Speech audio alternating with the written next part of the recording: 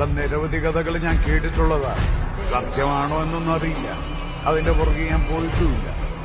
പക്ഷേ അയാളെ പറ്റി എല്ലാവരും തെറ്റാതെ പറയുന്ന ഒരു കാര്യമുണ്ട്. തുനിഞ്ഞിറങ്ങിയാൽ അയാളെ ബ്രഹ്മന് തടുക്കാൻ പറ്റില്ല. നമ്മള് 2026 ജനുവരി 21 ബി ക്ലാസ് സൂപ്പർവൈസർ തിയറി പരീക്ഷയ്ക്കുള്ള പുതിയ ബാച്ചുകൾ ആരംഭിക്കുന്നുണ്ട്.